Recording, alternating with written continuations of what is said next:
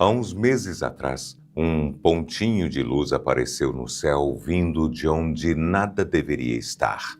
Não estava preso ao céu, não nasceu por aqui e em poucos meses ia sumir para sempre. Por um tempo, gente séria, de telescópio na mão, parou para perguntar uma coisa: e se aquilo não fosse uma pedra?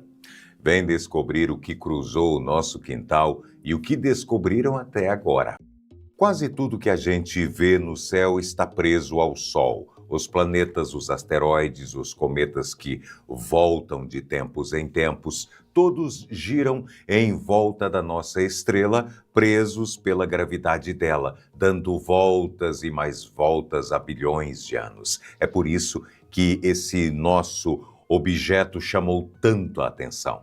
O caminho dele não era uma volta fechada, era uma linha aberta de quem entra por um lado, passa correndo e sai pelo outro sem nunca mais voltar. E a velocidade era alta demais para a gravidade do Sol conseguir segurar. Isso significa uma coisa: ele não é daqui. Veio de fora do nosso sistema solar, do espaço entre as estrelas. E objetos assim são raríssimos de pegar. Na história inteira da astronomia, a humanidade só flagrou 3. O primeiro foi em 2017, um corpo alongado e estranho que ganhou o apelido havaiano de Oumuamua. O segundo veio em 2019, um cometa mais comportado, e o terceiro é esse. É encontrado no dia 1º de julho de 2025 por um telescópio de rastreio no Chile do projeto Atlas, um sistema criado, aliás, para vigiar o céu contra asteroides perigosos. O nome oficial dele entrega a raridade: 3I Atlas. O número 3 porque é o terceiro, a letra I que vem junto é de interestelar, ou seja, de entre as estrelas. Ele passou mais perto do Sol no fim de outubro de 2025 e mais perto da Terra em dezembro.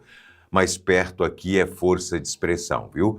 Foram cerca de 270 milhões de quilômetros de distância, quase 2 vezes a distância entre a Terra e o Sol. Em nenhum momento existiu qualquer risco. Era só de olhar, não de se preocupar.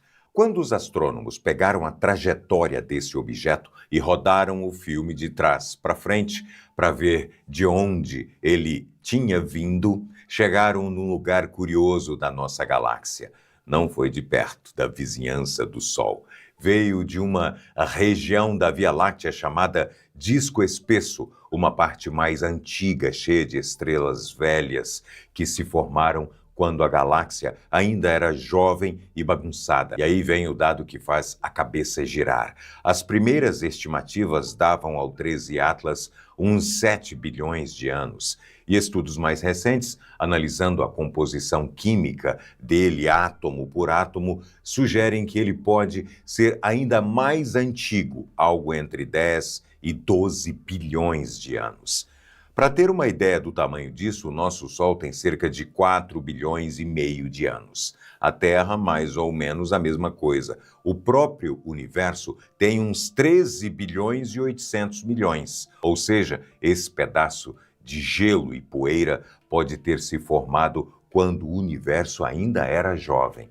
E já estava vagando pelo espaço bilhões de anos antes do Sol existir, antes do nosso planeta existir, antes de qualquer coisa que a gente chama de lar sequer começar a se formar. Ele é, possivelmente, o cometa mais velho que a humanidade já conseguiu observar.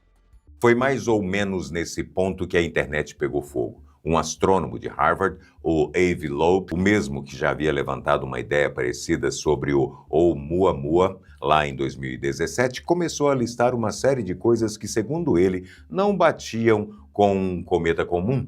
E é justo dizer, algumas dessas observações eram mesmo estranhas, vistas isoladamente. A primeira era uma espécie de rabo ao contrário. Cometa normal tem cauda que aponta para o lado oposto ao Sol, porque a pressão da luz e o vento solar empurram a poeira para trás. Esse parecia ter um jato apontando justamente para a direção do Sol, na contramão do esperado. A segunda era a composição do gás que saía dele. Muito níquel e quase nada de ferro junto. Esquisito porque na natureza esses dois costumam andar de mãos dadas. O níquel sozinho sem ferro é uma combinação que lembra mais liga de metal feita em fábrica do que pedra de espaço. E a terceira era o jeito como a luz batia e voltava da superfície dele, de um modo que nenhum outro cometa conhecido tinha mostrado. Loeb juntou tudo isso, somou ao tamanho que ele calculava, dezenas de quilômetros, um gigante, e soltou a hipótese que virou manchete no mundo todo. E se aquilo não fosse um cometa, mas um pedaço de tecnologia? Talvez até alguma coisa mandada de propósito. A ideia era ousada o suficiente para grudar e em poucas semanas tinha gente convencida de que uma nave estava cruzando o sistema solar. Até o próprio Loeb dizia que o mais provável era ser um cometa natural, mas era na hipótese alienígena que ele gastava as palavras e era ela que rendia os cliques. Só que a ciência não funciona no grito. Funciona apontando mais telescópios para o mesmo lugar e checando cada peça da história. E foi isso que dezenas de grupos fizeram. Um por um, os mistérios foram ganhando explicação natural. O tamanho veio primeiro. A ideia de nave dependia de o objeto ser gigante, com dezenas de quilômetros. O telescópio espacial Hubble olhou de perto mais uma vez e a medida final ficou em torno de 2,5 quilômetros de largura. É uma pedra do tamanho de uma montanha, não uma cidade flutuante. A diferença para o número do Loeb é simples de explicar. Ele tinha calculado o tamanho a partir do brilho, assumindo que toda aquela luz vinha de um corpo sólido, mas a maior parte do brilho vinha da nuvem de poeira e gelo em volta, não do núcleo. O jato apontado para o Sol também tem causa conhecida. Quando o gás escapa de certos pontos da superfície, ele pode empurrar os grãos de poeira mais pesados para frente, criando uma ilusão de cauda invertida, algo que já foi visto em outros cometas. O níquel sem ferro, do mesmo jeito. Certas moléculas, ao se quebrarem com o calor do Sol, liberam o níquel de um jeito que engana quem olha rápido. Nada ali exigia uma fábrica alienígena. E tem o comportamento que talvez seja a prova mais simples de todas. Conforme se aproximou do Sol, o 13 Atlas foi esquentando, criando aquela nuvem de gás e poeira em volta e ficando mais brilhante, exatamente o que um cometa faz e uma máquina não faria. Depois que ele passou pelo ponto mais próximo do Sol, no começo de 2026, o telescópio Subaru do Havaí flagrou a química dele mudando com o calor, com os gases típicos de cometa, os mesmos que aparecem em corpos gelados do nosso próprio sistema solar. Só que em proporções que mudavam conforme camadas diferentes do núcleo iam sendo cozidas pelo Sol, comportamento de pedra congelada, do começo ao fim. E teve mais. Os grandes projetos que caçam sinais de vida inteligente apontaram radiotelescópios diretamente para ele. Nenhum sinal de rádio, nenhum motor, nenhuma manobra, nenhuma correção de rota. Ele seguiu reto, obedecendo só a gravidade como qualquer pedra obedeceria. O veredito de praticamente todos os cientistas que estudam esse tipo de objeto foi o mesmo. É um cometa de verdade. Velho, viajado, vindo de longe e cheio de coisas para ensinar. Mas um cometa. A parte alienígena ficou bem mais na nossa vontade de que fosse do que naquilo que o céu mostrou. Você está parado agora, sentado sem se mexer. Mas neste exato instante está sendo arrastado pelo espaço a mais de 2 milhões de quilômetros por hora. E talvez você pense, se é tão rápido assim, por que eu não sinto nada? Pelo mesmo motivo que você não sente a Terra girando, nem ela correndo em volta do Sol a mais de 100 mil quilômetros por hora. Quando tudo ao seu redor se move na mesma velocidade sem freada nem solavanco, não existe nada que denuncie o movimento. A gente só sente mudança de velocidade e aqui não há nenhuma. A viagem é invisível, mas é real. E esse movimento não é a Terra girando em volta do Sol, nem o Sol dando voltas pela Via Láctea. É outra coisa muito maior. Algo que a ciência levou décadas para perceber e até hoje não explica por completo. A nossa galáxia inteira, com dezenas de vizinhas, está sendo puxada para o mesmo canto do universo. Tem alguma coisa lá gigantesca e invisível, arrastando todas elas, com força, sem parar. E o mais estranho vem agora. Toda vez que os astrônomos apontam os telescópios para ver o que é, esbarram numa parede.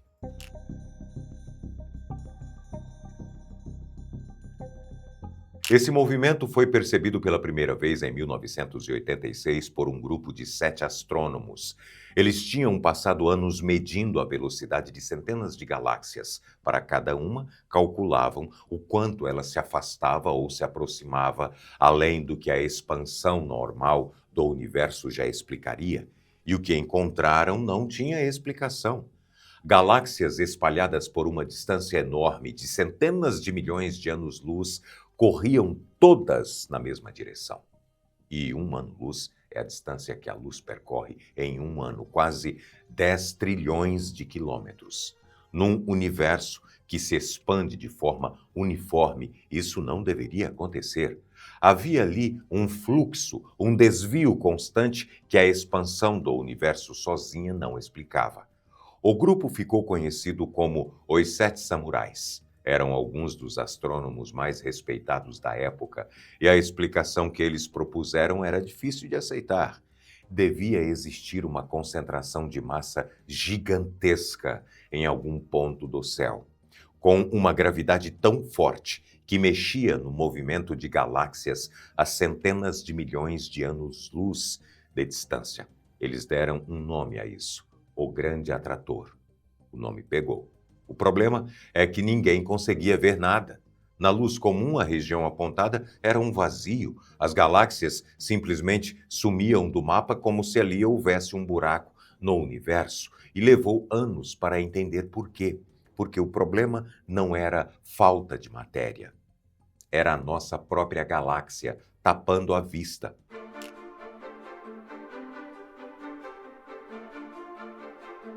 Vista de fora, a Via Láctea seria um disco achatado de gás, poeira e estrelas, com um centro mais denso. Para quem vive dentro desse disco, como nós, olhar na direção do plano da galáxia é como tentar enxergar através de uma parede de fumaça.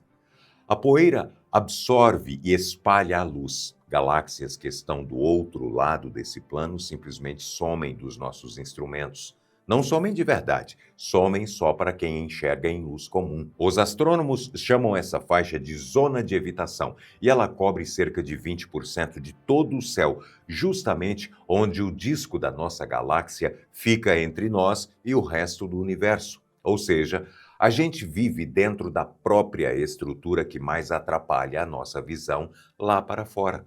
Por décadas, o Grande Atrator ficou trancado atrás dessa cortina. Para enxergar o que havia ali, os astrônomos precisaram trocar de olhos. Precisaram de um tipo de luz que a poeira não consegue barrar.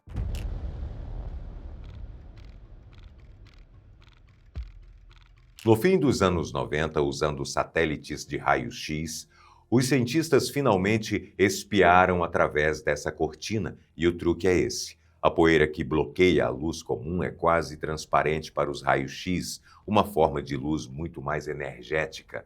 O que apareceu não foi nenhum objeto exótico, como alguns imaginavam.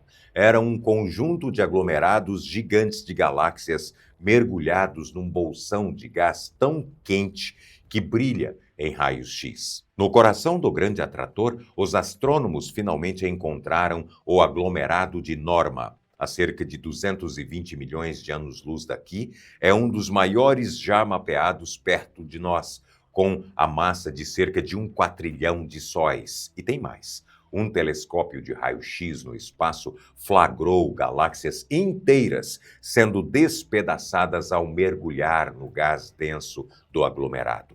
A pressão arranca o gás de dentro delas e deixa para trás um rastro de matéria parecido com a cauda de um cometa, só que com centenas de milhares de anos-luz de comprimento. E são telescópios desse tipo lá no espaço que captam imagens assim. Mas, para começar a explorar o céu, você não precisa de tanto. Dá para ver muita coisa com um bom telescópio aqui de casa mesmo. Esse aqui é uma ótima opção para quem está começando. E o link está aqui embaixo na descrição. Dá uma conferida, porque eu já estou me ajeitando para comprar o meu.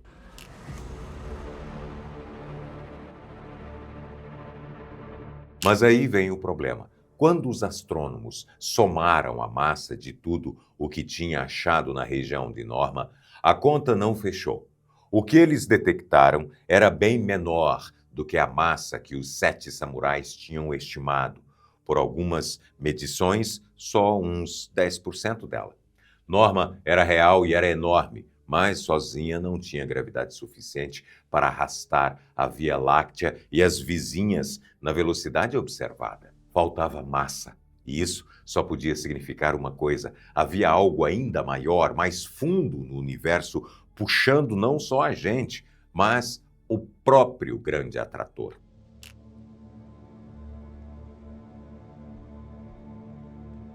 A virada veio em 2014. Um grupo de astrônomos publicou um mapa que deu ao grande atrator um contexto muito maior.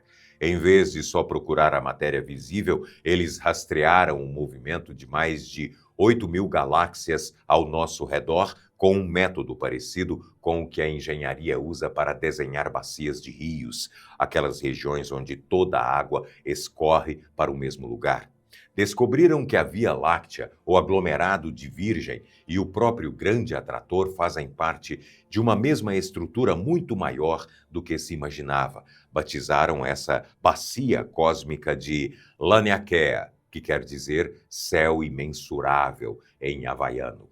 Ela tem 520 milhões de anos-luz de diâmetro, reúne cerca de 100.000 galáxias e a gente fica na beirada dela, escorregando devagar em direção ao seu ponto mais fundo, o grande atrator.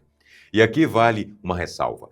Quando você vê aquelas animações com linhas brancas correndo todas para o mesmo ponto, aquilo não é uma fotografia, é uma imagem calculada por computador a partir de dados reais de posição e velocidade das galáxias. As linhas de fluxo não existem no espaço como objetos visíveis. São só um jeito de representar um movimento que os cientistas deduzem dos números. No fundo, estruturas como Laniakea são o resultado de bilhões de anos de gravidade agindo sobre pequenas diferenças de densidade que existem desde o começo do universo.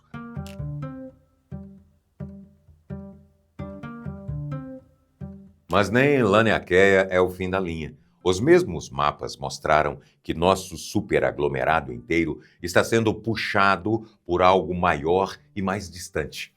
A cerca de 650 milhões de anos-luz daqui, muito além do grande atrator, existe o superaglomerado de Shapley. É a maior concentração de massa conhecida perto de nós. Dezenas de aglomerados de galáxias reunidos, com algo em torno de 10.000 vezes a massa da Via Láctea. Shapley é tão pesado que ajuda a arrastar não só a nossa galáxia, mas o próprio grande atrator e todo o Laniakea na sua direção. E foi ele que ajudou a fechar a conta que não batia. Boa parte da massa que faltava está lá. O grande atrator, que parecia o destino final, é, na verdade, só um ponto de passagem no meio do caminho.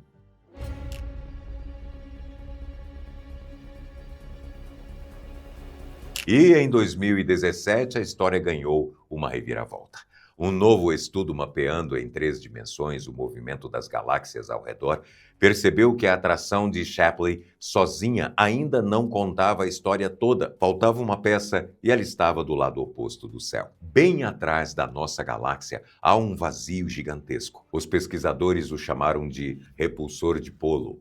O nome confunde porque a gravidade não empurra, ela só puxa. Mas, pensa assim, um vazio tem menos matéria do que a média ao redor, então ele puxa menos do que as regiões vizinhas.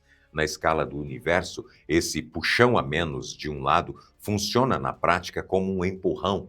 A gente não é sugado para dentro do vazio, a gente escorrega para longe dele na direção das regiões mais cheias de matéria. E o detalhe que fecha o quadro, a atração de Shapley de um lado e o empurrão do vazio do outro, agem como força parecida. Juntos, eles explicam o nosso movimento melhor do que qualquer estrutura sozinha. E esse movimento tem um número: 600 quilômetros por segundo. É a velocidade com que todo o nosso entorno, a Via Láctea, Andrômeda e o grupo local inteiro, está se deslocando em relação à radiação que sobrou do Big Bang, a explosão que deu origem ao universo. É uma das medidas mais sólidas da cosmologia. Naquele retrato do universo recém-nascido, um lado aparece um pouco mais quente, o outro um pouco mais frio, e é exatamente para o lado mais quente que estamos indo. No fim, o que parecia um único grande atrator se revelou um sistema de forças encaixadas, como bonecas russas de matéria. O aglomerado de Norma dentro do grande atrator, o grande atrator dentro de Laniakea, Laniakea dentro do campo de Shapley e Shapley dentro de uma teia cósmica que se estende por bilhões de anos-luz. O quanto cada uma dessas peças pesa exatamente no nosso movimento ainda é assunto de debate, mas isso não é falha da ciência. É o jeito como o conhecimento avança. Cada resposta delimita melhor o que ainda falta entender. A Via Láctea não está parada.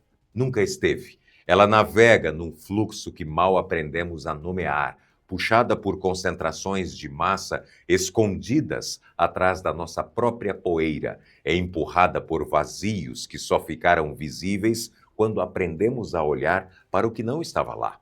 Somos passageiros de um movimento que não sentimos, em direção a algo que ainda estamos aprendendo a ver. Pode existir um buraco negro escondido na parede da sua casa neste exato momento. Não é exagero nem roteiro de ficção. É uma proposta séria publicada por físicos numa revista científica.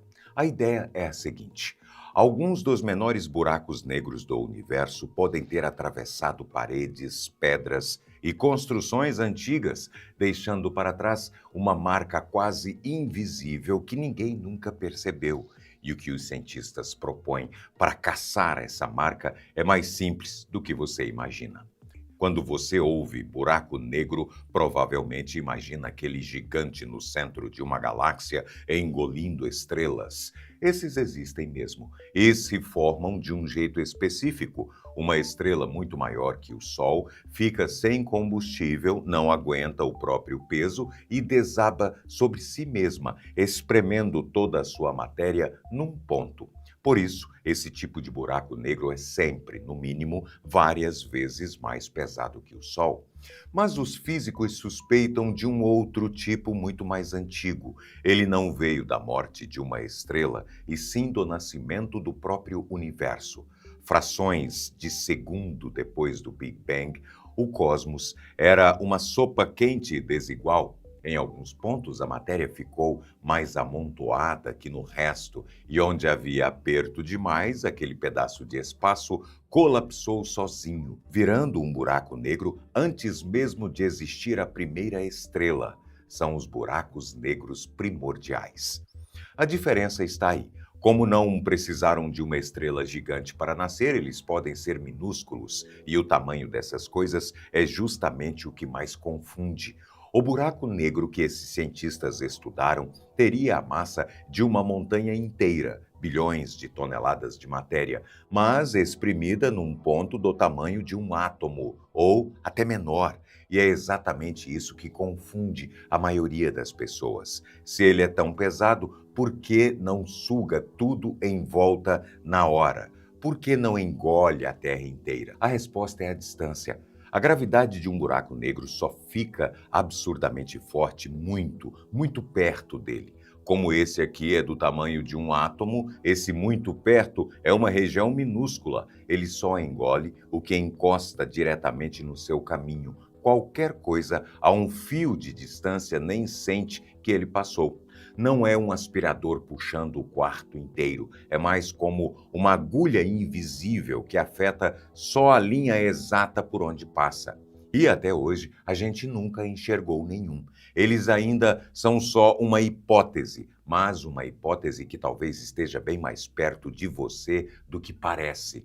Agora imagine esse ponto pesadíssimo cruzando o espaço a dezenas de quilômetros por segundo e encontrando pela frente um planeta ou uma simples parede de pedra. O que acontece?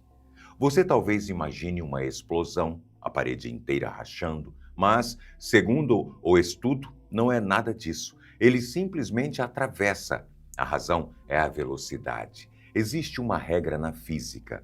Quando algo se move mais rápido que o som dentro de um material, o material não tem tempo de reagir. As moléculas em volta nem chegam a sentir o que passou. É como uma bala seguindo muito veloz atravessando uma vidraça. Se fosse lenta, estilhaçaria tudo. Rápida, o bastante deixa só um furo limpo.